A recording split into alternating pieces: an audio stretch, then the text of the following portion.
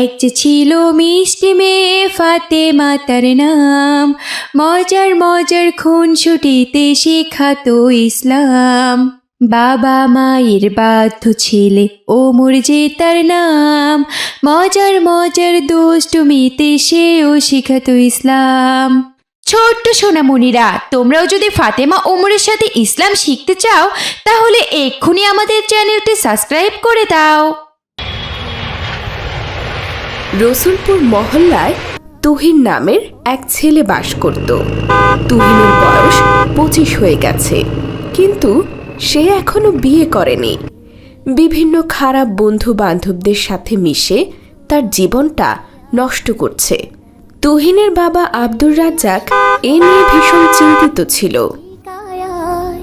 ধুয়ে যায় সবুজেরা আনন্দতায়, মেঘমালা আকাশে উড়ে উড়ে যায় পর্বত চূড়া। আসসালামু আলাইকুম ভাই আব্দুর রাজ্জাক। আরে ওয়ালাইকুম আসসালাম আব্দুর রহমান। কি ব্যাপার রাজ্জাক ভাই, আপনাকে এমন চিন্তিত দেখাচ্ছে কেন? আর বলবেন না আব্দুর রহমান ভাই, ছেলেটাকে নিয়ে অনেক বড় বিপদে আছি বুঝলেন। কেন ভাই, আপনার ছেলে আবার কি করেছে? ভাই আব্দুর রহমান, আপনি তো জানেন আমার সয় সম্পত্তির কোনো অভাব নেই। আমার সমস্ত সয় সম্পত্তির মালিক তো আমার ছেলে তুহিন, কিন্তু ছেলেটা একদম বখাটে হয়ে গেছে জানেন। সারাদিন পাড়ার ওই খারাপ ছেলেদের সাথে মিশে তার জীবনটা একেবারে শেষ করে ফেলেছে। কতবার করে বললাম বিয়ে শাদী করে একটু সংসারী হতে আর আমার ব্যবসার কাজে একটু মন দিতে, কিন্তু ছেলেটা আমার কোনো কথাই শুনছে না। ও এই ব্যাপার রাজ্জাক ভাই, বিষয়টা আমিও লক্ষ্য করেছি। তবে ইনশাআল্লাহ আপনি কোনো চিন্তা করবেন না, আমি আপনার ছেলে তুহিনকে বোঝাবো। হ্যাঁ আব্দুর রহমান ভাই, আপনি বোঝালে তো খুব ভালো হয়। এই মহল্লার সকলেই আপনার কথা খুব মানে। মাশাআল্লাহ, আপনার ছেলে মেয়ে দুটো যা হয়েছে না, একদম জান্নাতি। কত সুন্দর করে সালাম কালাম দিয়ে কথা বলে। আর আমার ছেলেটা, সেও যদি আপনার ছেলে মেয়েদের মতো এমন হতো তাহলে আমি খুব খুশি হতাম। আচ্ছা ঠিক আছে রাজ্জাক ভাই, দেখি আমি চেষ্টা করে। আমি তাহলে এখন আসি রাজ্জাক ভাই। আসসালামু আলাইকুম। ওয়ালাইকুম আসসালাম ওয়া রাহমাতুল্লাহ। আকাশে উড়ে উড়ে যায় পর্বত চূড়া হয়ে আড়ালে হারায়, লতারা হেলে দলে বাতাসের বায়, বিহনের নদী জল সুর তোলে যায়, লতারা হেলে। আসসালামু আলাইকুম রহমতুল্লাহ। বাবারা, তোমরা কেমন আছো? ওয়ালাইকুম আসসালাম চাচাজান। আপনি? বাবা তুহিন, এখন রমজান মাস চলছে, তুমি তো রোজাও রাখোনি, উল্টো আরও দিনের বেলায় রাস্তায় দাঁড়িয়ে সিগারেট খাচ্ছ। এটা কি ঠিক হচ্ছে বাবা বলো? রমজান মাস হচ্ছে সব থেকে উত্তম মাস। এ মাসে সকল ইবাদত বেশি বেশি সোয়াব পাওয়া যায়। তাহলে তুমি একবার চিন্তা করো তো, সকল ইবাদতে যদি বেশি বেশি সোয়াব পাওয়া যায় তাহলে এ মাসে নিশ্চয়ই পাপ করলেও সে পাপ আরও দ্বিগুণ হয়ে যায়। তুমি কি এটা ঠিক করছো বাবা? মানে চাচাজান। শোনো বাবা তুহিন, আমি জানি তুমি খুব ভালো ছেলে, জানি না হঠাৎ কি করে এমন হয়ে গেছো। তবে আজ তোমার বাবা খুব দুঃখ করে তোমার কথা বলল। তুমি নাকি তোমার বাবার কোনো কথাই শোনো না, একদম তার ব্যবসার কাজেও হাত দিচ্ছ না। তার তো বয়স হয়ে যাচ্ছে তাই না? আর কতদিন সে এভাবে তোমাকে সহ্য করবে বলো? তাই বলি কি বাবা, তুমি এবার তোমার বাবার কথাটা শুনে বিয়ে শাদী করো, সংসারী হও, আর তোমার বাবার ব্যবসায় মনোযোগ দাও। চাচাজান, বিয়ে শাদী কাকে করব বলেন? এখনকার মেয়েদের যে অবস্থা। না বাবা, তুমি যেহেতু বিয়ে করনি তাই বিয়ে সম্পর্কে তোমার কোনো ধারণা নেই। তবে তুমি যদি সুন্নতি কোনো মেয়েকে বিয়ে করতে পারো তাহলে দেখবে তোমার জীবনটা দুনিয়াতেই জান্নাতি হয়ে যাবে। কি বলছেন চাচাজান? সুন্নতি মেয়ে কোথায় পাবো? আশেপাশে মেয়েদের যা দেখছি তারা তো সব বেপর্দা চলাফেরা করে, আর এখনকার মেয়েদেরকে বিয়ে করলে জীবনটা আরো ধ্বংস হয়ে যাবে। বাবা তুহিন, তুমি যদি বিয়ে করতে রাজি হও তাহলে আমি তোমার জন্য একটা সুন্নতি মেয়ে দেখব। আর হ্যাঁ, তুমি ঠিকই বলেছ, অনেক মেয়ে বেপর্দাভাবে চলাফেরা করছে, তবে এখনো অনেক ভালো মেয়ে আছে, আর আমার সন্ধানে এমন অনেক মেয়ে আছে। ঠিক আছে চাচাজান, আপনি যদি আমাকে এমন একটি মেয়ের সঙ্গে বিয়ে দিতে পারেন যে আমার জীবনটা বদলে দেবে, তাহলে আমি বিয়ে করতে রাজি আছি। আলহামদুলিল্লাহ, তাহলে ওই কথাই রইল বাবা, আমি তাহলে এখন আসি। আচ্ছা ঠিক আছে চাচাজান, আসসালামু আলাইকুম। ওয়ালাইকুম সালাম। স্নিগ্ধ মায়া অপরূপ সাজে খো।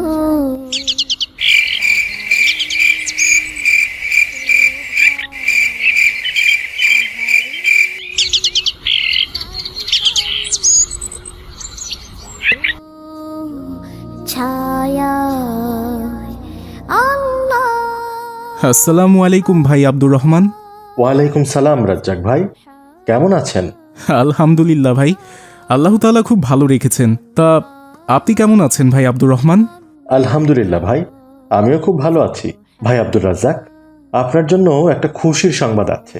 কি খুশির সংবাদ ভাই আব্দুর রহমান?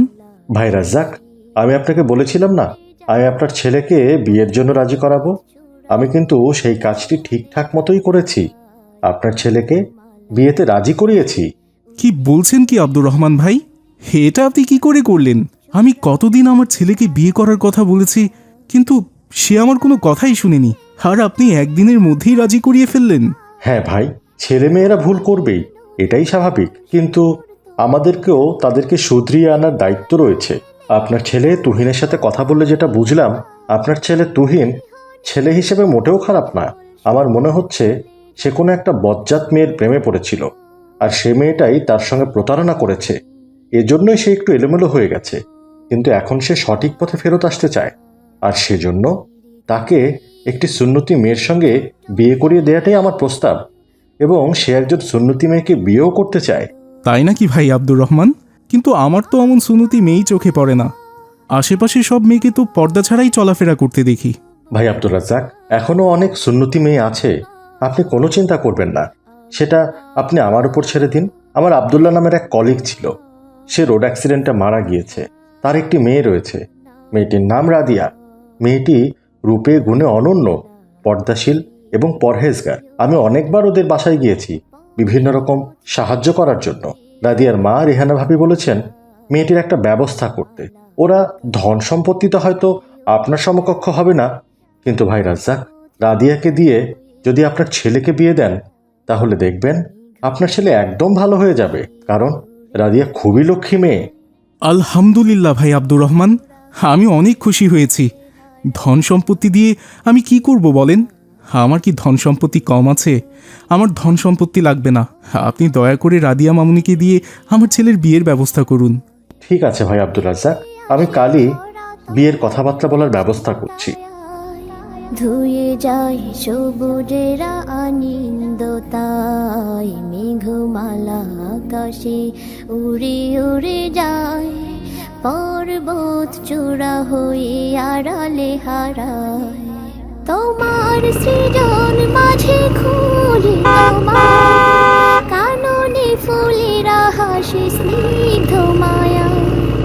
তোমার সৃজন মাঝে খুঁজি তোমার কাননে ফুলেরা হাসি স্নিগ্ধ মায়া। অপরূপ সাজে খুন বাহারি। আল্লাহু আকবার, আল্লাহু আকবার। আসসালামু আলাইকুম ওয়া রাহমাতুল্লাহ। এই যে উঠুন, ফজরের আজান হচ্ছে, সালাত আদায় করতে হবে তো। আহা, আমায় আর ডেকো না তো, আমাকে আর একটু ঘুমোতে দাও। এ আপনি কি বলছেন? ফজরের ওয়াক্ত হয়ে গেছে আর আপনি এখনো ঘুমাতে চাচ্ছেন? না না, এখন আর ঘুমানো চলবে না। আরে, আমি ঠান্ডার মধ্যে উঠতে পারবো না, আর এই ঠান্ডা পানি দিয়ে অজুও করতে পারবো না। কি বলছেন? ঠান্ডা পানি কেন? আমি তো গরম পানি করেছি। উঠুন উঠুন, অজু করুন, নামাজ পড়ুন। কি বলছো তুমি? এই ভোরবেলায় উঠে তুমি আমার জন্য গরম পানি করেছো? আর অবাক হওয়ার কি আছে?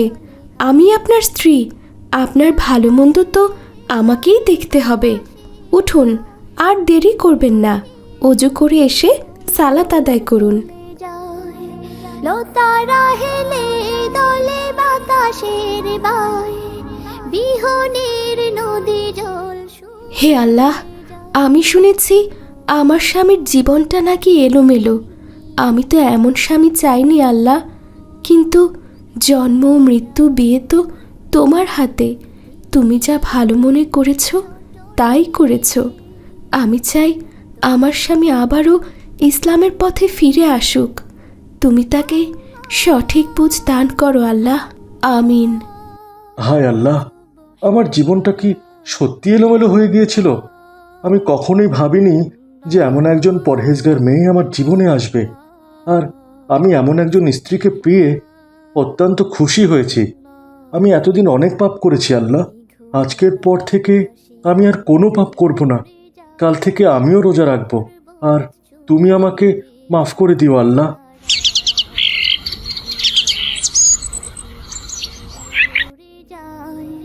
পর্বত চূড়া হয়ে আসসালামু আলাইকুম আব্বুজান, আজ থেকে আমি অফিসে যাব, আপনাকে আর যেতে হবে না। ওয়ালাইকুম আসসালাম বাবা। হে আমি কি শুনছি? আলহামদুলিল্লাহ, শুক্রিয়া আল্লাহ, শুক্রিয়া। একদিনে আমার ছেলেটা অনেক বদলে গেছে। আমি অনেক খুশি হয়েছি রে বাবা, অনেক খুশি হয়েছি তুহিন। দোয়া করছি সারা জীবন এমনই থেকো। আব্বুজান, আমি সত্যিই এতদিন খুব ভুল করেছি, তুমি আমাকে ক্ষমা করে দাও। আজ থেকে আমি আর কখনোই তোমার কথার অবাধ্য হব না, আর তুমি যা বলবে আমি তাই করব। মাশাল্লাহ বাবা, যাও এই নাও অফিসের চাবি। যায় পর্বত চূড়া হয়ে আড়ালে হারায় তোমার সৃজন মাঝে খুঁজে আসসালামু আলাইকুম ভাই আব্দুর রহমান। ওয়ালাইকুম আসসালাম ভাই। কি ব্যাপার রাজ্জাক ভাই, আপনার ছেলের বউ কেমন? ভাই আব্দুর রহমান, সত্যি আপনি আমার ছেলেটার জীবন একেবারেই বদলে দিয়েছেন। একদিনেই আমার ছেলে পুরো আগের মতো হয়ে গেছে। সত্যি রাদিয়া মামুনির কোনো তুলনা হয় না। ভাই আব্দুর রাজ্জাক, আপনাকে বলেছিলাম না, দেখলেন একদিনেই আপনার ছেলে কেমন পরিবর্তিত হয়ে গেছে। হ্যাঁ ভাই আব্দুর রহমান, আমার ছেলের জন্য দোয়া করবেন। দোয়া তো অবশ্যই করব। আমি তাহলে এখন আসি। ভাই আব্দুর রাজ্জাক, আমাকে আবার অফিসে যেতে হবে। আচ্ছা ঠিক আছে ভাই আব্দুর রহমান, আসসালামু আলাইকুম। ওয়ালাইকুম আসসালাম।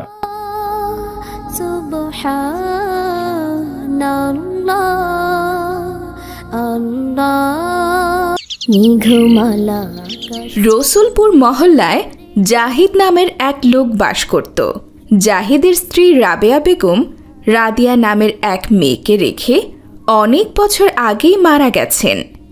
রাবেয়া বেগম মারা যাওয়ার পর জাহিদ রেহানা নামের এক মহিলাকে বিয়ে করেন। জাহিদের পরের বউ রেহানারও একটি মেয়ে আছে। মেয়েটির নাম ইরা। ইরা দেখতে খুব সুন্দরী, কিন্তু জাহিদের আগের স্ত্রীর মেয়ে রাদিয়া দেখতে কালো।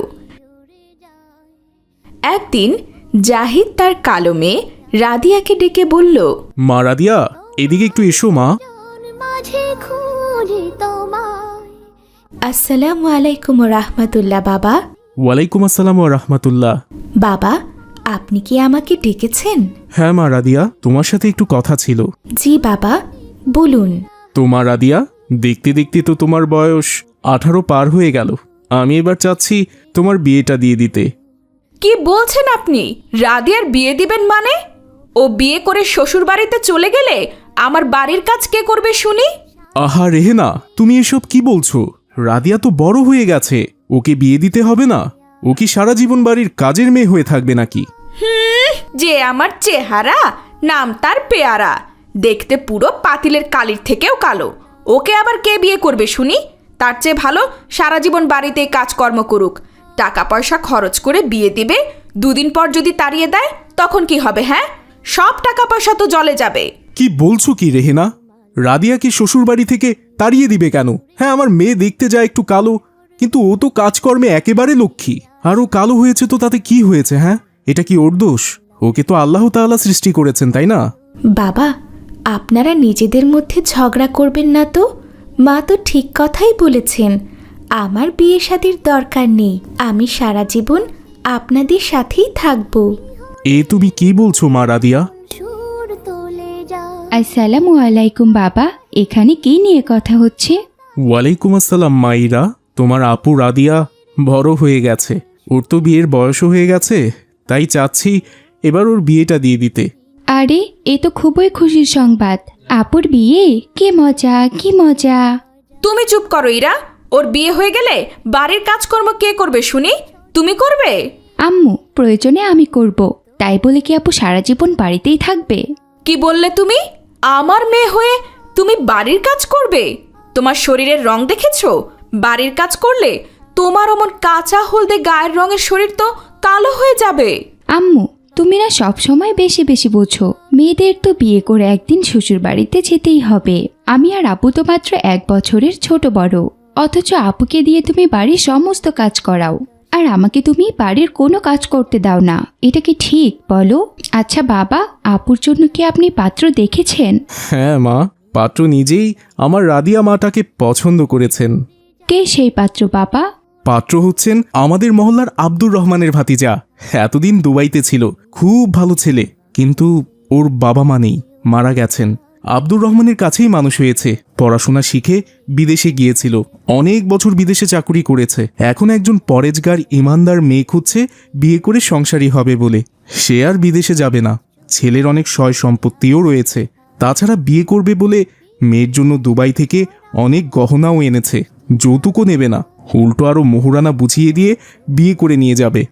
এমন একজন ছেলের কথা শুনে তো রেহানা বেগমের মাথা পুরাই খারাপ হয়ে গেল। কি বলছেন আপনি? আপনি কি পাগল হয়ে গেছেন? এত ভালো একজন ছেলে কালিমার্কা মেয়েকে কেন পছন্দ করবে? করবে করবে রেহেনা, ছেলে তো আমাদের মেয়ের গায়ের রং দেখে পছন্দ করেনি, করেছে রাদিয়া মায়ের গুণের কথা শুনে। না না, এ আমি কিছুতেই হতে দেব না। বিয়ে দিলে দেখবে কিছুদিন পর ঠিক তাড়িয়ে দেবে। তার চেয়ে ভালো ওই ছেলের সাথে আমার মেয়ে ইরার বিয়ে দিয়ে দেই। ইরা দেখতে অনেক সুন্দরী, সারা জীবন সুখে সংসার করতে পারবে, আর ছেলে কখনো অমন সুন্দরী বউ তাড়িয়েও দিবে না। আম্মু, তুমি কিন্তু এখন বেশি বেশি করছো। আপু আমার বড়, সে এই বাড়ির বড় মেয়ে, আর আপুকে রেখে তুমি আমাকে বিয়ে দিবে? এ কেমন কথা? বাড়ির বড় মেয়ে রেখে ছোট মেয়ের বিয়ে কেউ দেয় নাকি? তুমি চুপ করো ইরা, যেটা বোঝো না সেটা নিয়ে কথা বলো না। এ বাড়িতে যদি কোনো বিয়ে হয় তাহলে তোমারই হবে, ওই কালো মেয়ের নয়, এই আমি বলে দিলাম। তোমার যা ইচ্ছে তুমি তাই করো, আমি চললাম। সুবহানাল্লাহ, মেঘমালা আকাশে উড়ে উড়ে যায়। আসসালামু আলাইকুম জাহিদ ভাই, কেমন আছেন? ওয়ালাইকুম আসসালাম আব্দুর রহমান ভাই। এই তো আলহামদুলিল্লাহ ভালো আছি, তা আপনি কেমন আছেন? ভালো আছি জাহিদ ভাই।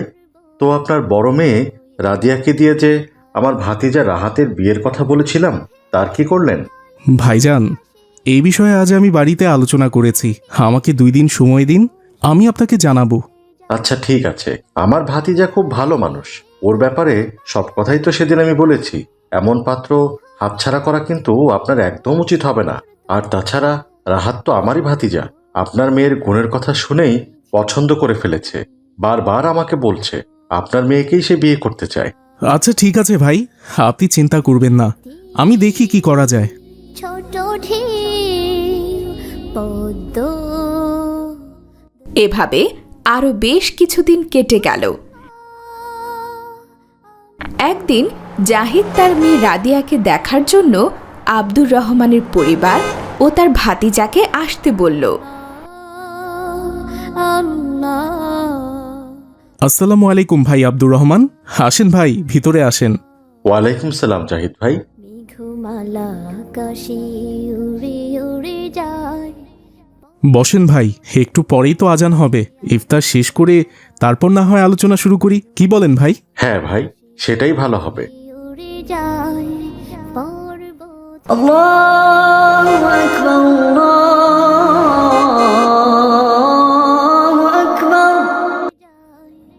পর্বত চূড়া হয়ে আড়ালে হারায় মেঘমালা। ভাই জাহিদ, ইফতার করা তো শেষ হলো, এবার আপনার মেয়েকে ডাকুন। হ্যাঁ হ্যাঁ ভাই, রেহেনা যাও, রাদিয়া আমাকে নিয়ে এসো।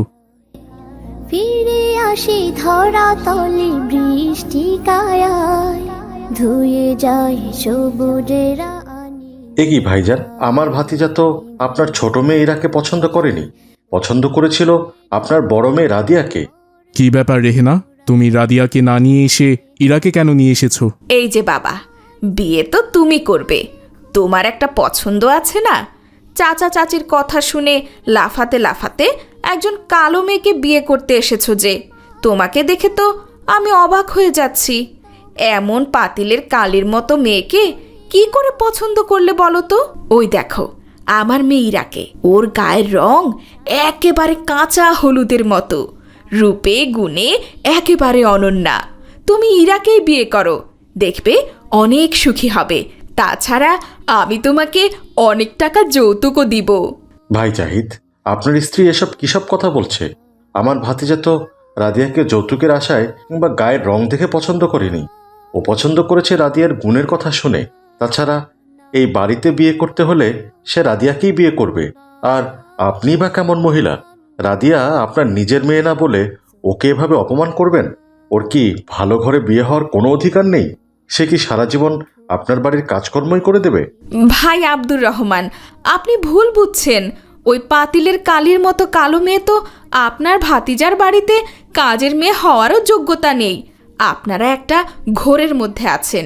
ইরাকে বিয়ে করে নিয়ে যান, এটাই আপনাদের জন্য ভালো হবে। আচ্ছা মুশকিল তো বাবা, এখন আমরা সব পরিষ্কার বুঝতে পেরেছি রাদিয়া আপনার বাড়িতে কতটা সুখে আছে। ছোটবেলায় ওর মা মারা যাওয়ার পর জাহিদ ভাই আপনাকে বিয়ে করে এনেছে যাতে আপনি ওই এতিম মেয়েটার দায়িত্ব নেন, কিন্তু আপনি সেই ছোট থেকেই ওকে অত্যাচার করছেন। আর আজ ওর ভালো একটা ঘরে বিয়ে হচ্ছে, এইখানে আপনি বাধা দিচ্ছেন। আমরা বেঁচে থাকতে এটা হতে দেব না। আমি আমাদের ভাতিজার সাথে রাদিয়ার বিয়ে দেব। আপনার ক্ষমতা থাকলে আটকে দেখান। ব্যাস আম্মু, অনেক হয়েছে। অনেকক্ষণ ধরে তোমার নাটক আমি সহ্য করছি। আমি তোমাকে কতবার করে বললাম যে আমি ওনাদের সামনে যাব না। তুমি আমাকে জোর করে ধরে এখানে নিয়ে এলে। তোমাকে কি আমি বলেছি যে আমি এই ছেলেকে বিয়ে করব? বাড়ির বড় মেয়েকে রেখে জোর করে ছোট মেয়ের বিয়ে দিতে চাও? তোমার তো লজ্জা হওয়া উচিত। আমি দেখেই যাচ্ছি তুমি সে ছোটবেলা থেকেই আপুকে অত্যাচার করেই যাচ্ছ। আমি অনেক দিন তোমায় নিষেধ করেছি। আপুর জায়গায় থাকলে তো আমি একদমই সহ্য করতাম না, তোমাকেই এই বাড়ি থেকে তাড়িয়ে দিতাম। কিন্তু আপু দিনের পর দিন সব কিছু মুখ বুঝে সহ্য করে যাচ্ছে। আর আজ তো তুমি তার বিয়েটা নিয়েও ছেলে খেলা করছো। আপুর সুখ তোমার সহ্য হয় না, তাই না? আপু সারা জীবন তোমায় মা বলে টিকে গেছে, কিন্তু তুমি কোনো দিনই তাকে মেয়ে বলে মানুইনি। তুমি একটা কুলাঙ্গার মা। তোমাকে এখন আমারই মা বলে ডাকতে ঘৃণা হচ্ছে। মাইরা, তুমি চুপ করো তো। তুমি আর কোনো কথা বলো না। শুনুন আপনারা, আমার বোনটি সারা জীবন এই বাড়িতে থেকে কষ্ট করে গেছে। আমি চাই না সে আর এই বাড়িতে থেকে কষ্ট পাক। আজই আপনারা আমার বোনকে বিয়ে করে নিয়ে যান। ও যদি এই বাড়িতে থাকে তাহলে ও ধুকে ধুকে মরে যাবে। তলে বৃষ্টি কায়ায় ধুয়ে যায় সবুজের আনন্দতায়। মেঘমালা আকাশে উড়ে উড়ে যায়, মেঘমালা আকাশে উড়ে উড়ে যায়, পর্বত চূড়া হয়ে। এই রেহানা, ঈদ তো চলেই এলো, সদকাতুল ফিতরাটা তো আদায় করা উচিত। আব্বু, সদকাতুল ফিতর কি? মা দিবা, সদকাতুল ফিতরা হচ্ছে রমজানের ভুল ত্রুটিগুলো পরিশুদ্ধ করার জন্য গরিবদের কিছু পরিমাণ অর্থ দান করা। আব্বু, আমিও আপনার সাথে গিয়ে গরিবদেরকে সদকাতুল ফিতর দিতে চাই। দেখেছো আমার পাগলি মেয়ের কাণ্ড? তুমি কেন যাবে এই রোদের মধ্যে ঘোরাফেরা করতে? না আব্বু, আমিও যেতে চাই। আমার খুব ভালো লাগে গরিব মানুষদের দান করতে। আচ্ছা, তুমি রাগ করছো কেন? ও যেতে চাচ্ছে, যাক না। আরে রেহেনা, তুমি বুঝতে পারছো না? ও তো ছোট, ও এই রোদের মধ্যে ঘোরাফেরা করলে তো কালো হয়ে যাবে। না না আব্বু, আমি যাবই যাব। কি মুশকিলে পড়লাম। এখন কি করি? এই মেয়ের জেদের সাথে তো আর পারছি না। এখন কি করা যায়? সাজে হ্যাঁ, পেয়েছি একটা উপায়। মা, তোমাকে কষ্ট করে ওদের কাছে যেতে হবে না। আমি এবার ওই গরিবদেরকে আমার বাসায় ডাকবো। তুমি ছায়ার মধ্যে দাঁড়িয়ে থেকে ওদেরকে সদকাতুল ফিতরা দিতে পারবে। হ্যাঁ আব্বু, এটা হলে অনেক ভালো হয়।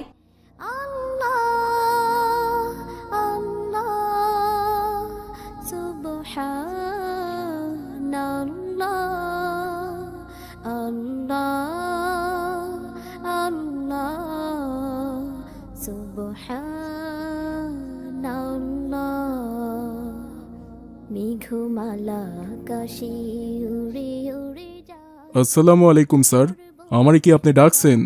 হ্যাঁ, তোকেই ডেকেছি। একটা কাজ করে দে আমার। এখনই বাজারে যাবি, আর বাজারে গিয়ে মাইকিং ও ব্যাটারি হাউস থেকে আমার নামে একটা মাইক ভাড়া করবি, বুঝছিস? তারপর পুরো মহল্লায় মাইকিং করে দিবি যে আমি আজ গরিব দুঃখী অসহায় মানুষদেরকে সদকাতুল ফিতরা দেব। মহল্লার সকল গরিবরা যেন বিকেলবেলা আমার বাসায় এসে সদকাতুল ফিতরা নিয়ে যায়। আচ্ছা ঠিক আছে স্যার, আমি অহনই যাইতাছি। লতারা হেলে দলে বাতাসের বায়, বিহনের নদী জল সুর তুলে যায়। ভাই সব রসুলপুর মহল্লায় সকল গরিব অসহায় দোস্ত মানুষকে জানানো হইতাছে যে আজ আমাগো মহল্লায় সব থেকে ধনী ব্যবসায়ী আব্দুর রাজ্জাক সাহেব তার নিজ বাসায় পবিত্র ঈদুল ফিতরের সদকাতুল ফিতর আদায় করিবেন। যারা সদকাতুল ফিতর নিতে চান তাগরে আজ বিকাল 4 ঘটিকায় আব্দুর রাজ্জাক ব্যবসায়ীর বাসায় উপস্থিত থাকুনের বিশেষভাবে আহ্বান করা হইল।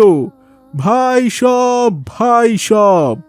আচ্ছা আব্বুজান, আব্দুর রাজ্জাক চাচা তো আমাদের মহল্লার সব থেকে ধনী ব্যক্তি, কিন্তু উনি তো দেখছি মাইকিং করে সাদকাতুল ফিতর আদায় করছে, আর আমরা তো মানুষের বাড়িতে বাড়িতে গিয়ে হেঁটে হেঁটে সাদকাতুল ফিতর আদায় করছি। বাবা ওমর, আব্দুর রাজ্জাক খুবই ভুল কাজ করেছেন। এটা একদমই ঠিক নয়। এভাবে সদকাতুল ফিতর আদায় করলে তো সত্যিকারের গরিবরা পাবেই না। যে কেউ এসে লাইনে দাঁড়িয়ে সদকাতুল ফিতর নিয়ে যাবে। আর তাছাড়া এই রমজান মাসে সবাই রোজা থাকে, ওরা কেন লাইনে দাঁড়িয়ে ঘন্টার পর ঘন্টা অপেক্ষা করে সদকাতুল ফিতর নেবে? সদকাতুল ফিতর তো লোক দেখানোর কোনো জিনিস নয়। এটাকে আমরা কেমন যেন একটা দেখানোর জিনিস বানিয়ে ফেলেছি। তাহলে তো তিনি ভুল কাজ করছেন আব্বুজান। হ্যাঁ বাবা ওমর, এটা তার একদমই করা উচিত হয়নি। চলো বাবা, এখনই আমাদের বেশ কিছু গরিব মানুষদের বাড়িতে যেতে হবে। মেঘমালা আকাশে উড়ে উড়ে যায়। আসসালামু আলাইকুম স্যার, আমি সমস্ত জায়গায় মাইকিং কইরা দিছি। আশা করি কিছুক্ষণের মধ্যে আপনার বাসায় সদকাতুল ফিতর নিতে লাইন লাইগা যাইব। হ্যাঁ, খুব ভালো করেছিস। এই নে তোর ভাড়ার টাকা। আর হ্যাঁ, তুইও যদি সদকাতুল ফিতরা নিতে চাস তাহলে এখানে একটু বস, সবাই আসলে একসাথে দেব। স্যার, ওই কইতাছিলাম যে আমি তো গরিব মানুষ, এই রিক্সা চালাইয়া পেট চালাই, তো আমারে যদি একটু দিতে নাগে তাইলে আমি একটু সইলা যাইতাম। মানে ওই 2টা টাকা ভাড়া মারতে পারলে আমারও ভালো হইতো আর কি। ওই পোলা মাইয়াগো নিয়া শান্তিতে ঈদটা করতে পারমু। আরে তোরে বললাম না, লাইন ধর। সবাইকে লাইনে দাঁড় করিয়ে আমাকে আগে ছবি তুলতে হবে, তারপর সেই ছবি আমি ফেসবুকে ছেড়ে দেব। সমাজের মানুষকে দেখাতে হবে না যে এই আব্দুর রাজ্জাক কত বড় দানশীল। এ কি কইতাছেন স্যার? সদকাতুল ফিতর তো এভাবে আদায় করা ঠিক না। আপনি সদকাতুল ফিতরার নামে ছবি তুলবেন, আবার সেই ছবি ফেসবুকেও ছাড়বেন। আমাদের ইসলামে তো এমন কোনো শিক্ষা নাই স্যার। এই তুই চুপ কর তো। সামান্য একজন রিক্সাওয়ালা হয়ে আমাকে জ্ঞান দিচ্ছিস? কোনটা হাদিসে আছে আর কোনটা নেই সেটা কি তুই আমার চেয়ে বেশি জানিস? তুই কয় ক্লাস পড়াশোনা করছিস বলতো? হ স্যার, আপনি ঠিক কইছেন, আমি তো পড়াশোনা করি নাই, কিন্তু আমি প্রত্যেক শুক্রবার ওই মসজিদে যাই নামাজ পড়তে। আজও তো গেছিলাম। হুজুর সদকাতুল ফিতর সম্পর্কে অনেক বয়ান দিছে। হুজুর কইছে সদকাতুল ফিতর সবচেয়ে উত্তম হয় গরিব মানুষদের বাড়িতে গিয়া আদায় করা। আর আপনি সবাইরে এখানে ডাইকাই না সদকাতুল ফিতর আদায় করবেন, আবার তার উপর দিয়ে ছবি তুলে সেটা ফেসবুকেও ছাড়বেন। এটা তো ঠিক না স্যার। তুই তো দেখছি বেশি কথা কস। যা, তোরে আমি কোনো ফিতরা দিব না, তুই এখন এখান থেকে যা। আচ্ছা ঠিক আছে স্যার, আপনার ফিতরা আমার লাগবো না, আমি চইলা যাইতাছি। বাজার সাজে খন বাহারি শোভা পাহাড়ি শাড়ি